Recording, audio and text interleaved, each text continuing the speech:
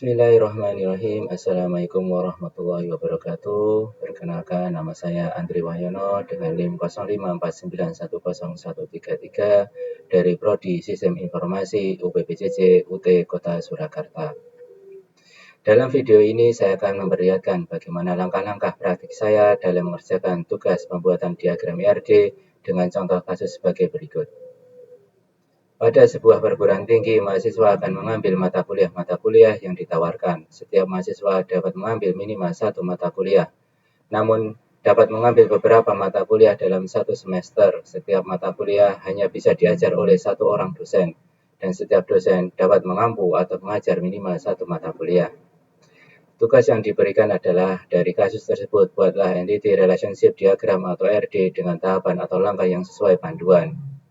Panduan mengerjakan, lakukan setiap tahapan praktikum dengan mengacu pada panduan praktikum yang tersedia dalam e-learning dan PMP MSIM 4206 basis data. Tahapan-tahapan pembuatan diagram RD yang mengacu pada panduan praktikum yang tersedia dalam e-learning dan PMP MSIM 4206 basis data adalah: yang pertama, mengidentifikasi dan menetapkan seluruh entiti yang terkait. Yang kedua, menentukan atribut-atribut atau field dari masing-masing entiti beserta kunci atau key-nya. Yang ketiga, mengidentifikasi dan menetapkan seluruh himpunan relasi di antara himpunan-himpunan entiti yang ada beserta kunci tamu atau foreign key. Yang keempat, menentukan derajat relasi untuk setiap himpunan relasi. Yang kelima, melengkapi himpunan entitas dan himpunan relasi dengan atribut-atribut deskriptif atau non-key. Setelah kita mengetahui panduan mengerjakan pembuatan diagram RD yang sesuai dengan PMP MSIM 4206 basis data, langsung saja kita praktek dalam pembuatan diagram RD. Di sini saya memakai aplikasi YD Graph Editor.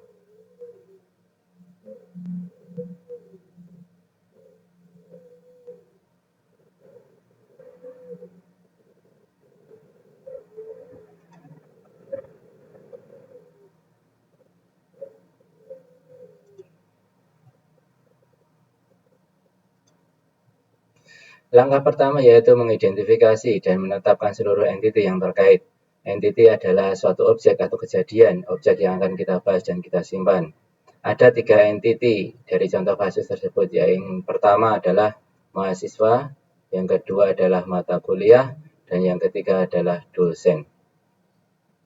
Langsung saja kita buat ketiga entiti tersebut.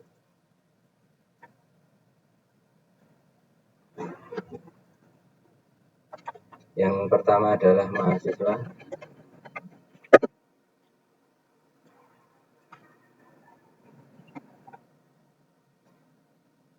Entiti yang kedua adalah mata kuliah.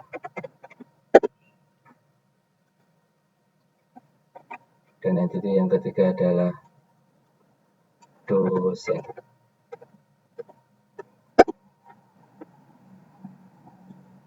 Langkah kedua adalah menentukan atribut-atribut atau field dari masing-masing entiti beserta kuncinya.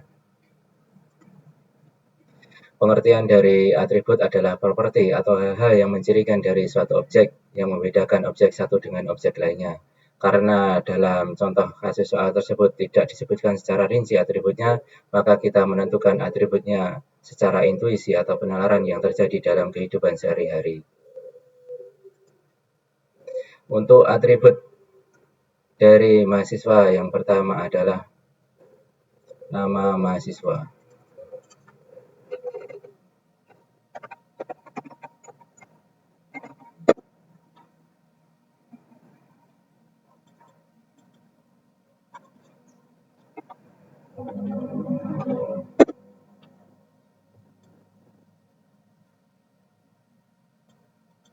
Dan atribut yang kedua adalah NIM atau nomor induk mahasiswa. Kita singkat dengan NIM.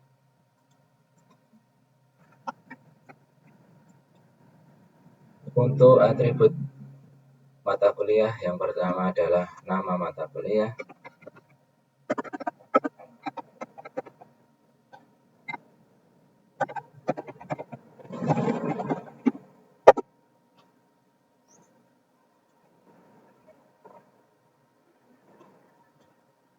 Dan atribut yang kedua adalah kode mata kuliah.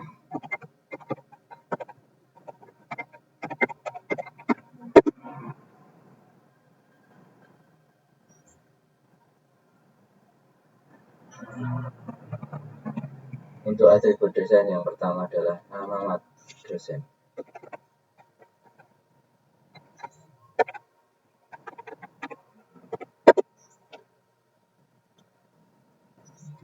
Untuk atribut yang kedua adalah nomor induk dosen atau kita singkat dengan NID.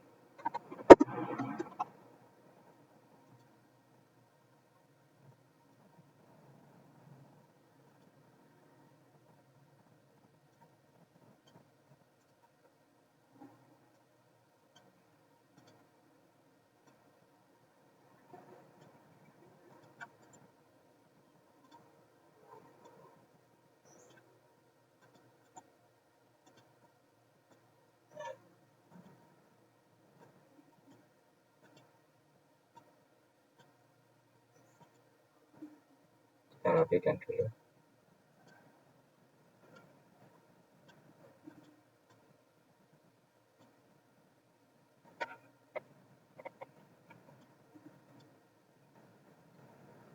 Dan primary key dari atribut mahasiswa adalah NIM. Kita kasih underline di bawahnya. Dan primary key dan atribut dari mata kuliah adalah kode mata kuliah. Dan primary key dari atribut dari dosen adalah NID.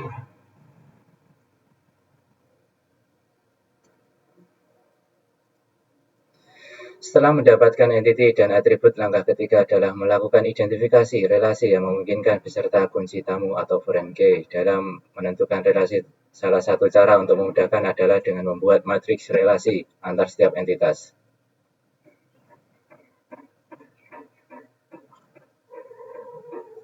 Cara membaca metrik relasi tersebut adalah bisa dari ke kanan. Sebagai contoh, mahasiswa dengan mata kuliah, relasi yang terjadi adalah meregistrasi. Dosen dengan mata kuliah, relasi yang terjadi adalah mengajar. Jadi di sini kita langsung buat relasinya. Mahasiswa dengan mata kuliah adalah meregistrasi.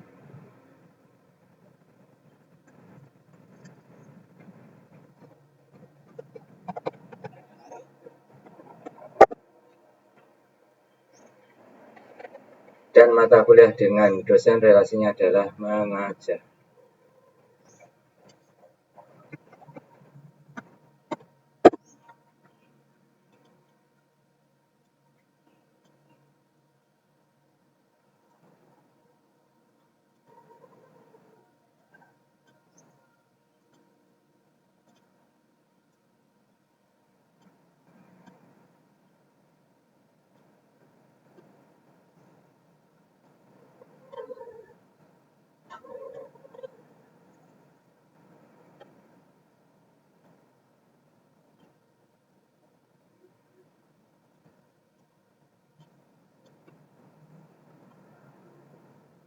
Berikutnya adalah sesuai dengan tahapan keempat, yaitu penambahan derajat kardinalitas. Dari contoh kasus ini, deteksi derajat kardinalitas sebagai berikut. Banyak mahasiswa meregistrasi banyak mata kuliah, banyak dosen mengajar minimal satu mata kuliah. Sehingga ringkasan kasus tersebut terbentuk derajat kardinalitas sebagai berikut. Mahasiswa dengan mata kuliah adalah many to many atau banyak ke banyak.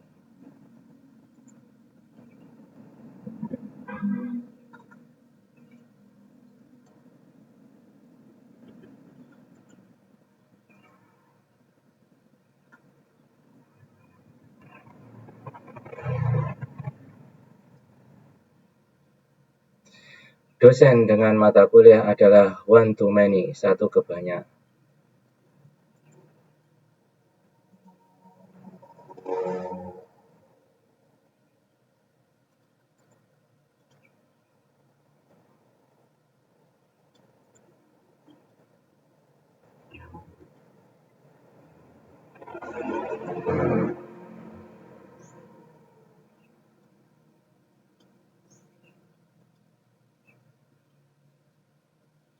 Cara membaca diagram di atas adalah sebagai berikut. Banyak mahasiswa meregistrasi banyak mata kuliah atau minimal satu mata kuliah. Satu dosen mengajar banyak mata kuliah, namun satu mata kuliah hanya diajar oleh satu dosen.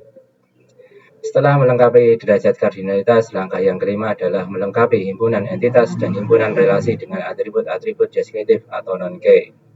Jika relasi dari setiap entiti memiliki nilai banyak ke banyak, maka relasi tersebut berubah menjadi sebuah entiti dan atributnya adalah primary key dari setiap entiti yang terhubung. Karena mahasiswa dan mata kuliah memiliki nilai many to many atau banyak ke banyak, maka kita buat entiti baru.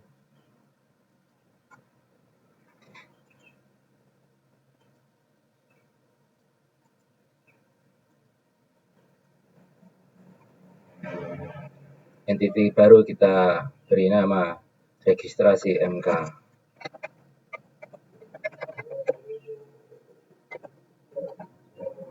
Atau registrasi mata kuliah.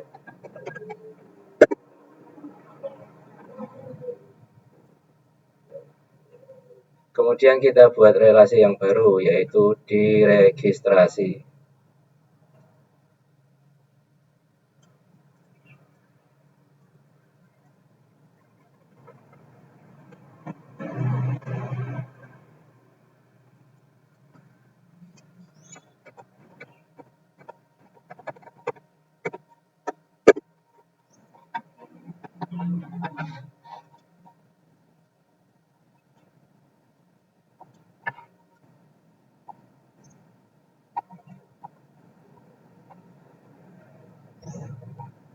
Dan untuk atribut registrasi adalah primary key dari entiti mahasiswa dan entiti mata kuliah, yaitu NIM dan kode mata kuliah.